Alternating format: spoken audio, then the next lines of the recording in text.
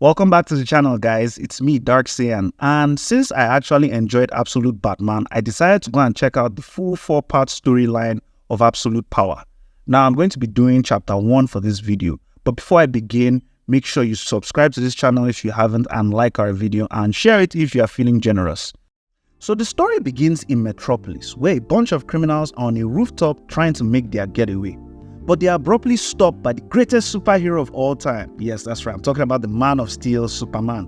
And he shows up and he gloats a little, telling them that silent alarms are never silent to him. And he gives them a chance to surrender. But one of them starts freaking out, talking about how they promised this wouldn't happen and he can't go back to jail, you know, all that stuff. And as the others warn him not to shoot at Superman as it will make matters worse, he actually fires a couple of shots at Superman. And to Superman's surprise, and mine as well, he's actually hurt. He's bleeding and he falls out of the sky, and they give us this cool panel with Superman falling. Now, why did this happen? I really couldn't tell you guys, but hopefully there's an explanation for this BS. Okay, so 28 hours prior to that event, we're taken to Keystone City, where we see Animal Man and Animal Girl. Now, do I know who these two heroes are? Absolutely not. If you do, please type it up in the comment sections. T for thanks. Anyway, both of them are discussing about how they spent the night camping as they land in what seems to be a park. But civilians are running away from them, and before they even knew what was happening, someone threw a rock at Animal Man's head, and then an angry mob jumps both of them, accusing them of being murderers, while they continue to hit Animal Man in the head. And Batman and Robin are actually watching this video in the Batcave. And then Batman begins to contact the League in light of what he and Robin just saw, as there's a bunch of videos of superheroes killing innocent civilians going viral on the internet. And heroes like Shazam, Green Lantern, Nightwing, Firestorm, and Blue Beetle are all implicated. But the funny part is that other heroes are saying those videos are fake because those heroes were with them taking on missions. Even the Flash said he barely escaped with his life, saying a lot of manufactured footage is circulating. Even in Metropolis, there's a footage of Superman and Dr. Fate committing heinous acts online while he's in the office with Lois. As he tells Lois that he's leaving to calm the public, Lois is met by an employee of the Daily Planet, and she tells Lois that they are behind on the story and that she has to run it. But Lois tells her that she's not running it because none of it has been confirmed yet. And Jimmy calls Lois's attention to look at the screen. And as Lois asks what kind of garbage site posted this, Jimmy tells her that that's their site. And Lois says she didn't sign off on any of that, and that's when Jimmy tells her that some outside agent has taken over their server. They've basically been hacked. And as Lois asks who could be behind this, the culprit is revealed to be Amanda Waller. We then move on to the Hall of Order, where Amanda Waller and Sarge Steele are basically having an argument, as Sarge Steele tells her that they were supposed to monitor heroes and not create panic or hack the internet. But clearly, Amanda Waller has plans of her own. She basically says that calling what she's doing misinformation is unfair, and she says that she's been saying it for a while, that heroes create more trouble than they avert. They have absolute power and they answer to no one. They adhere to a child's idea of morality, and like all children, they occasionally have tantrums that could turn the world into ash. She then says she's calling it information and that they are just reminding people of that fact. And you know, she actually says some very interesting things afterwards. Basically, she says it's unbelievable how wrong the Luthors and Jokers of this world have gotten it. Saying in a world run by a media echo chamber, no matter how many people Superman saves, you can make a large number of people doubt their eyes and ears. And you just have to refine your message into a memorable catchphrase. Superheroes are coming for you.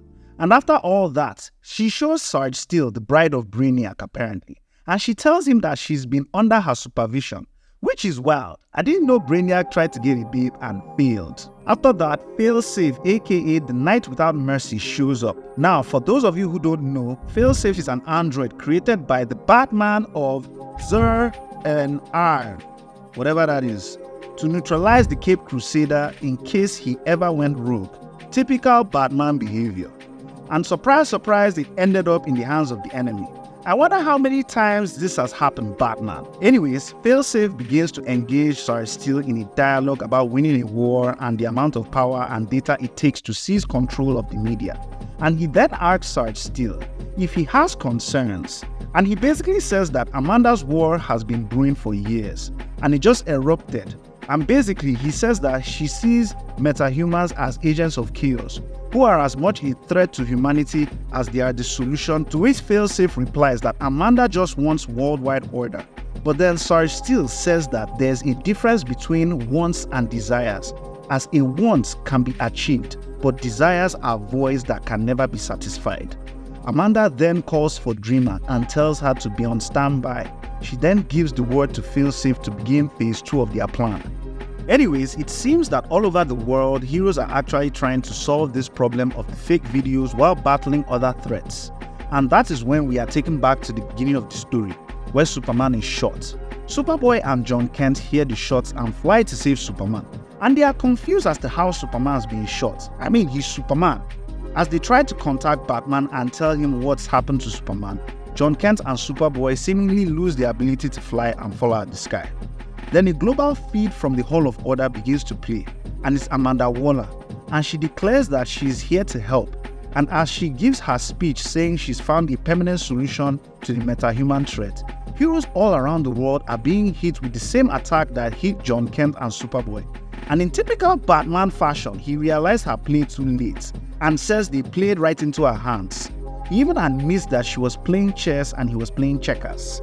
That's when Amazo Android versions of all the superheroes come out and start attacking them. One of them even says that they are all interconnected through Failsafe as one hive mind. And afterwards, Batman tells them that these aren't isolated strikes, that this is a blitzkrieg. What does that mean? I have no clue. If you do, type it up in the comment section. Anyways, he basically tells them that anyone who can retreat should do so as soon as possible.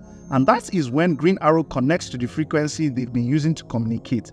And as Batman is trying to find out where he is, that is when Green Arrow reveals he is on the right side of history. He then goes on to say that he is sorry, but he's been warning all the superpowered heroes that they shouldn't look down on humans, but they wouldn't listen to him.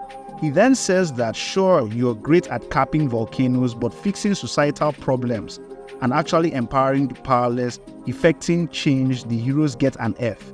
And he then ends it by telling Batman he's part of Team Waller and that they are coming for all of them. And on some diabolical stuff, he goes on to tell them that they are all trapped on Earth and that they've sealed away the time stream and the microverse, and that Waller knows all their secrets, so there's no escape, no hope, nothing. And honestly, at this point, I think Green Arrow must really hate metahumans, because he goes on to continue to break their spirits by telling them that their powers can't be restored. That's some crazy shit right there. The story basically ends with John Kent gaining consciousness, and he can't seem to feel his body, and he doesn't even know who he is, but it seems that both the Bride of Brainiac and Failsafe are trying to assimilate him. Anyway, that's issue 1. If you enjoyed it and you stuck to the end, thank you very much. Don't forget to like, share this video, subscribe to our channel. I'll see you in the next one.